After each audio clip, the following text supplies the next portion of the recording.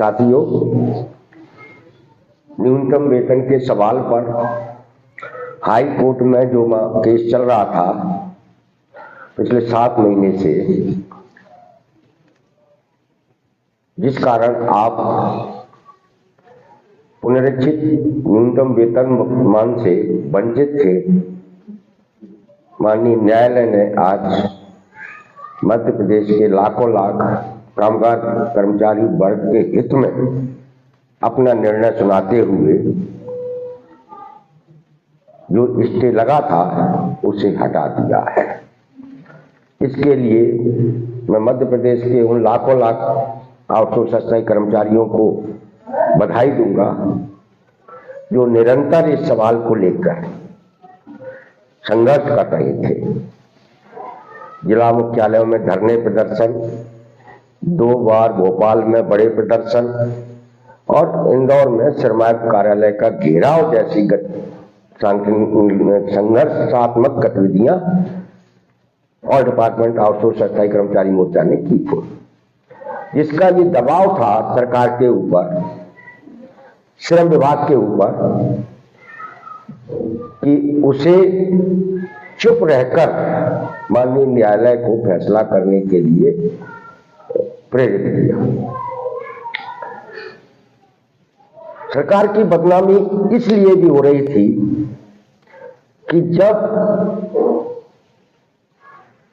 न्यूनतम वेतन पुनरीक्षित हुआ था, अब वेतन बढ़ा था, तो उसके बारे में खुद मुख्यमंत्री मोहन यादव जी, श्रम मंत्री प्रहलाद पटेल जी ने पत्रकार वार्ताएं करके बड़ी बड़ी बातें कही थी, अखबारों में बड़े बड़े विज्ञापन दिए थे, सोशल मीडिया पर खूब प्रचार किया था। उन्होंने पुनरीक्षित वेतनमान से जो वाई लूटनी थी वो उस समय लूट ली थी। उसके बाद कंपनियां माननीय न्यायालय गई, न्यायालय में उस पर स्टे लगा। उसके बाद से सरकार, श्रम विभाग, प्रहलाद पटेल जी, मोहन यादव जी सब खामोश थे, कोई इस मुद्दे पर बोल नहीं रहा था। हमारा छोट संगठन के पदाधिकारियों ने, कार्यकर्ताओं ने इस पर बोलना शुरू किया, और जब हम बोलना शुरू किए तो निश्चित रूप से मुख्यमंत्री और श्रम मंत्री द्वारा कही गई बातें झूठी साबित हो रही थी।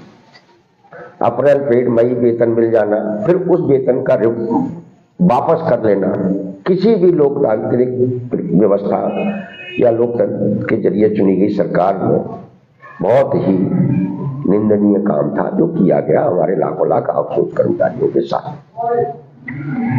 तो साथियों, जो लोग ये कहते हैं अरे क्या होगा धरना प्रदर्शन से, आंदोलनों से, माननीय न्यायालय का फैसला उनके लिए भी एक जवाब है कि यदि आप संगठित होकर सही तरीके से, सही समय पर, तर्क संगत तरीके से अपनी बात रखेंगे तो ताकतवर से ताकतवर व्यक्ति को भी आपके सामने झुकना पड़ेगा।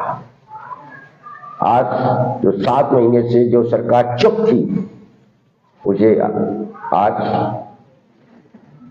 इस मामले पर उसकी सहमति बनी होगी, तभी माननीय न्यायालय ने ये फैसला किया है। मैं श्रम विभाग के अधिकारियों का आभार व्यक्त करता हूं कि जिन्होंने इसमें मजदूर कर्मचारी वर्ग के हित में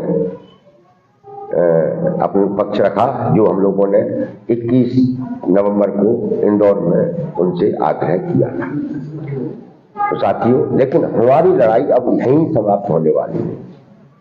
आज के फैसले से ये साबित हो गया कि यदि हम लड़ेंगे तो अब तक की सबसे अन्यायकारी प्रथा जो नौकरियों में लागू की गई है, जिसे आप सामंतवादी व्यवस्था के समय की प्रथा भी कह सकते हैं, जिसे आप गुलामी की प्रथा भी कह सकते हैं, जिसे आप दास प्रथा भी कह सकते हैं, ये नौकरियों में लागू की गई आउटसोर्स अस्थायी प्रथा को भी समाप्त करा सकते हैं। सरकार को मजबूर कर सकते हैं कि ये जो लाखों लाख लोग आउटसोर्स अस्थायी तौर पर सरकारी विभागों में काम कर रहा है, ये सरकारी विभाग उसके हैं जहां आपने ठेकेदार को बिठा रखा है, तो उस ठेकेदार को भगाइए और ये जो लोग काम कर रहे हैं इनको आप सीधे विभाग द्वारा वेतन दिलाइए। इस लड़ाई को भी आप जीत सकते हैं, जिसके बारे में हम विस्तार से अपने आंदोलनात्मक कार्यक्रम की घोषणा करने वाले हैं।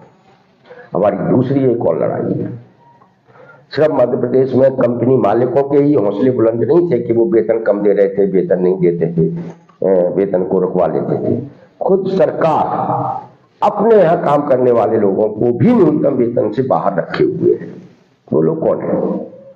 वो भी तो मध्य प्रदेश का कामगार कर्मचारी वर्ग है जो न्यूनतम वेतन से बाहर है। हम उन लोगों को भी न्यूनतम वेतन मिले, इसके लिए आने वाले दिनों में एक व्यापक आंदोलन के कार्यक्रम की घोषणा करने वाले हैं। ग्राम पंचायतों के चौकीदार, भ्रष्ट, पंप ऑपरेटर, सफाई कर्मी 2000, 3000, 4000 में काम कर रहा है। ये न्यूनतम वेतन उनको मिलना चाहिए, ये न्यूनतम वेतन के दायरे में आना चाहिए। स्कूलों के रक्त हैं जो रिक्त पदों के विरुद्ध काम कर रहे हैं, 5000 मिलता है, 10, 15, 20 साल से काम कर रहे हैं, क्या इनको न्यूनतम वेतन नहीं मिलना चाहिए? मिलना चाहिए।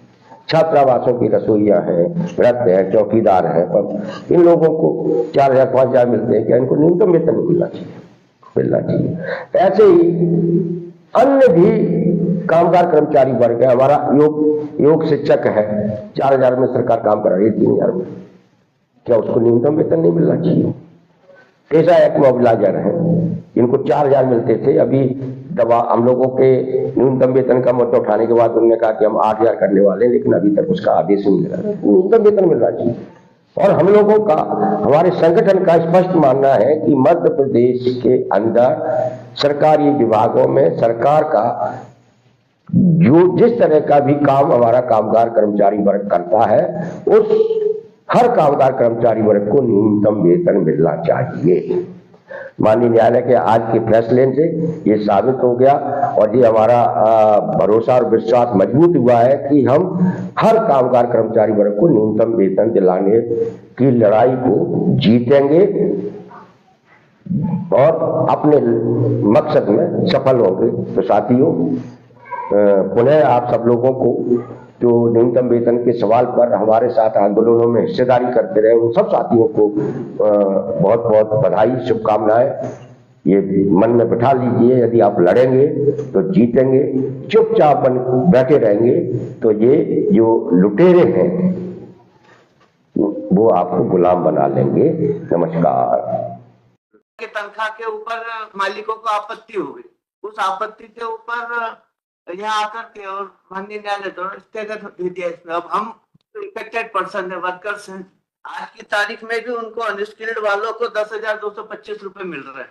अब 10,225 भी इनको बीएड होने में तकलीफ होती है, तो फिर तो आपकी इंडस्ट्री कहाँ पर?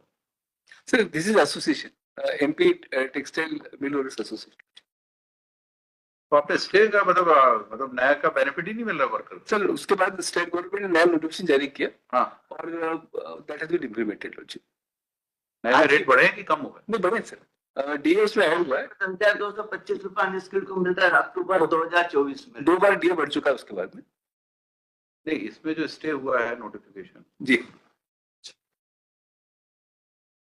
1 अक्टूबर 24 को बढ़ोतरी की इनने 9,825 रुपए थे, इसके ऊपर 2200 रुपए बढ़ा है, वो कम कर दिए, बढ़ा करके भी कम कर दिए। उसके बाद में अनस्किल्ड का आज की तारीख में 4324 का स्टे है। 1 अप्रैल 24 का स्टे है। तो इसके बाद और कौन सा आ गया नोटिफिकेशन? इसके बाद